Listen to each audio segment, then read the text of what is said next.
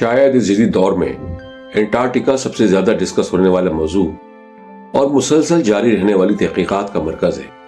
हर गुजरते दिन के साथ एंटार्क्टिका के मुख्तलिफ असरार दुनिया के सामने आ रहे हैं, जो पिछली थ्योरीज को नए सिरे से समझने पर मजबूर कर देते हैं। 98% बर्फ से ढके इस इलाके में, जहां चंद जगह बर्फ की 3 मील गहरी दीवारें मौजूद हैं, कुछ ऐसा जरूर है जिसकी खोज आज भी जारी है। आज के दौर में 1000 से 5000 अफराद हर वक्त एंटार्क्टिका के मुख्तलिफ इलाकों में मौजूद रिसर्च स्टेशन में इस पुरस्कार खित्ते के बारे में मजीद जानने की उम्मीद में इंतहाई सख्त हालात और बेरहम मौसम का मुकाबला करते हैं। आखिर क्यों? तारीखी रिकॉर्ड से मालूम होता है कि जदीद इंसान 1853 से पहले कभी एंटार्क्टिका पर कदम रखने में कामयाब नहीं हो सका था। जब 1853 में पहली बार विक्टोरिया लैंड की ऊट्स कोस्ट पर अमेरिकन शिप सेलर मर्केटोर कूपर का बहरी जहाज फ्लाइंग फिश लंगर अंदाज हुआ, तो कूपर ने यहां से जियोलॉजिकल नमूने इकट्ठे किए और एक नए इलाके की दरियाफ्त का दावा किया। यह वाकया heroic age of Antarctic exploration से कई दहाइयों पहले पेश आया था, जिसका आगाज 1911 में रॉबर्ट फैल्कन स्कॉट की क़यादत में टेरा नोवा एक्सपीडिशन से हुआ, जिसके बाद एंटार्क्टिका में उन तहकीकात का आगाज हुआ जो आज तक जारी हैं। एक सवाल सबसे ज्यादा ज़ेर बहस आता है कि क्या एंटार्क्टिका हमेशा से एक मुंजमद बर्र-ए-आज़म था या कभी यहाँ भरपूर जिंदगी भी मौजूद थी। आम ख्याल में एंटार्क्टिका करोड़ों साल से इसी हालत में मौजूद है, मगर कुछ अरसे पहले चंद ऐसी थ्योरीज और दस्तावेजात सामने आ चुकी हैं जिन्होंने एक ना खत्म होने वाली डिबेट का आगाज कर दिया है। आज की इस वीडियो में हम इन्हीं पर बात करेंगे। 1929 में जर्मन तारीखदान और मुहक्किक गुस्टाव एडोल्फ डियसमैन ने अपनी एक तहकीक के दौरान तुर्की के तोप कॉपी पैलेस की सराय मूजी लाइब्रेरी में एक अजीब नक्शा दरियाफ्त किया, जो शायद कई सदियों से लाइब्रेरी में सबकी निगाहों से दूर मौजूद था। गुस्ताव की तजुर्बेकार आंखों ने इस नक्शे की अहमियत को जान लिया। ये नक्शा अगरचे बहुत खराब हालत में था, उसके बहुत से हिस्से भी गायब थे, लेकिन फिर भी इस नक्शे में अपने वक्त के जुगराफिया के बारे में वो कीमती और अनमोल मालूमात मौजूद थीं जो 1929 के वक्त में किसी तारीखदान के इल्म में नहीं थी।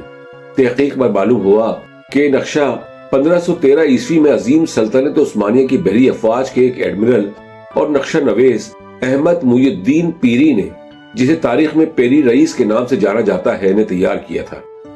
इस नक्शे पर पेरी रईस के दस्तखत भी मौजूद थे।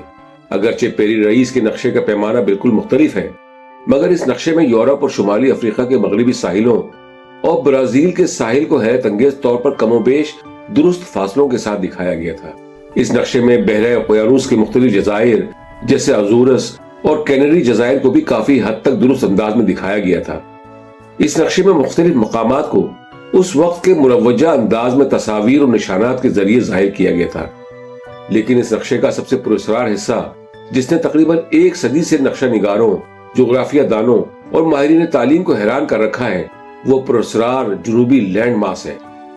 नक्शे का यह हिस्सा बहुत अजीब है। इस हिस्से में, जिसके बारे में कुछ माहिरीन के मुताबिक एंटार्क्टिका के शुमाली हिस्से को बर्फ के बगैर दिखाया गया था, जिसकी तस्वीर कशी सिर्फ जदीद मसनूई सैयारों की तस्वीरों की बदौलत ही मुमकिन है। बज़ाहिर ये नामुमकिन लगता है कि आखिर पेरी रईस को एंटार्क्टिका के बारे में कैसे इल्म हुआ, क्योंकि एंटार्क्टिका तो 3 सदियों बाद 1820 ईस्वी में दरियाफ्त हुआ था। इससे पहले दुनिया को बर्फ से ढके इस अजीम बर्र-ए-आज़म के बारे में कोई इल्म नहीं था। आखिर पेरी रईस के इल्म का सोर्स क्या था, यह राज अभी खुलना बाकी है। मगर पेरी रईस के नक्शे के अलावा भी एक नक्शा और था जो 1960 में दरियाफ्त हुआ। 1958 में हार्वर्ड यूनिवर्सिटी से फारिग तहसील साइंटिस्ट चार्ल्स हेपगुड की किताब अर्थ शिफ्टिंग क्रस्ट पब्लिश हुई। इस किताब में उन्होंने थ्योरी पेश की कि जमीन की अर्जियाती तारीख के दौरान जमीन की क्रस्ट के कुछ हिस्सों में अचानक और हवलनाक तब्दीलियां आईं। उनकी थ्योरी के मुताबिक, जिसे क्रस्टल डिस्प्लेसमेंट का नाम दिया गया, साइबेरिया और अंटार्कटिका दोनों आखिरी बर्फानी दौर के इख्तिताम से पहले कदरे ज्यादा मोतदिल आबो हवा में वाक़ थे, मगर फिर किसी नामालूम हवलनाक तबाही ने इन्हें उनकी मौजूदा हालत में मुंजमद कर दिया और नॉर्थ पोल की पोजीशन, जो हुडसन बे के इलाके में मौजूद थी, उस जगह मुंतकिल हो गई जहां आज मौजूद है, और सदर्न पोल, जहां अंटार्कटिका मौजूद था, इन मौसमियाती तब्दीलियों की वजह से मुंजमद बर्र-ए-आज़म में तब्दील हो गया तकरीबन 12,000 साल पहले। अगरचे हेपगुड की इस थ्योरी को बड़े पैमाने पर तस्लीम नहीं किया गया, मगर एल्बर्ट आइंस्टाइन इस थ्योरी से बहुत मुतासिर हुए, यहाँ तक कि उन्होंने किताब का पेश लफ्ज भी तहरीर किया। अपनी तहकीक के दौरान चार्ल्स हेपगुड ने लाइब्रेरी ऑफ कांग्रेस की आर्काइव्स में एक गैर मामूली नक्शा दरियाफ्त किया जो 1531 में छपा था। यह नक्शा अंदाजा था कि एक रियाजी दान और नक्शा नवीस ओरेंटियस फिनेइस ने बनाया था। इस नक्शे में एक सरसब्ज बर्रे आजम दिखाया गया था जो आज के अंटार्कटिका के नक्शे से हैरत अंगेज तौर पर मुमासलत रखता है। ये कैसे मुमकिन था? अगर किसी मुहिम जू ने 1500 में अंटार्कटिका को दरियाफ्त कर लिया था तो उसे वो बर्रे आजम मुकम्मल तौर पर बर्फ से ढका हुआ मिलना चाहिए था। मगर इस नक्शे में न सिर्फ साहिली पट्टियों को बर्फ के बगैर दिखाया गया था, बल्कि बर्रे आजम के अंदर दरियाओं, वादियों और पहाड़ों की तफसील से मंजरकशी की गई थी। नासा की तरफ से जारी की गई सैटेलाइट इमेज में हम पहाड़ों का एक सिलसिला तकरीबन ठीक उसी जगह देखते हैं जिस जगह ओरेंटियस के नक्शे में मौजूद है।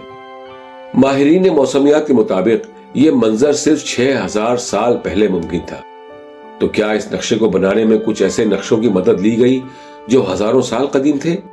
सबसे अहम बात यह कि इस किस्म का तफसीली नक्शा बनाना सिर्फ उसी वक्त मुमकिन है जब उसे बनाने वाला उस जगह से 80 मील ऊपर मौजूद हो, जो जाहिर नामुमकिन है। मगर पेरी रईस और ओरेंटियस के नक्शों और फिर अंटार्कटिका की दरियाफ्त के बाद से माहिरीन के दरमियान एक ना रुकने वाली बहस का आगाज हुआ जो आज तक जारी है। कुछ माहिरीन के मुताबिक ये सरहदी निशानात जहां से पेरी रईस के मुताबिक अंटार्कटिका का आगाज होता है, दरअसल जनूबी अमेरिका के साहिलों का ही तसल्सुल हो सकता है और ओरेंटियस ने अपना नक्शा पेरी रईस के नक्शे से मुतासिर होकर बनाया था। मगर दूसरी जानिब कुछ पुरजोश माहिरीन के ख्याल में पेरी रईस और ओरेंटियस को ये मालूमात एक पुरस्कार और कदीम तहजीब ने फराहम की थी जो हजारों बल्कि लाखों साल पहले अंटार्कटिका में बसती थी, जब अंटार्कटिका वो नहीं था जो आज हमारे सामने है। 2013 में साइबेरिया के बर्फानी इलाके से वूली मैमथ का एक मुंजमद जिस्म दरियाफ्त हुआ। उसके खून और पट्टों के टिश्यूज बिल्कुल महफूज हालत में मौजूद थे। ये उन दर्जनों वूली मैमथ्स में से एक था जिन्हें साइबेरिया से दरियाफ्त किया गया। इनमें से चंद मामूल के मुताबिक हरकत करते हुए मुंजमद हो गए और चंद ऐसे भी थे जिनके मुंह में अभी भी खुराक मौजूद थी जो वो मुंजमद होने से पहले खा रहे थे। उनके मेदों से इन पौधों के नमूने मिले जो सिर्फ मोतदिल या गर्म आबोहवा में पैदा होते हैं, जबकि साइबेरिया रूस का सर्द तरीन इलाका है जहां का दर्जा हरारत -40 से 50 डिग्री सेल्सियस तक गिर सकता है।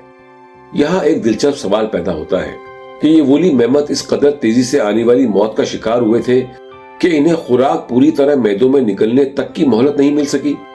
क्या मौसम इस कदर तेजी से तब्दील हो सकता है?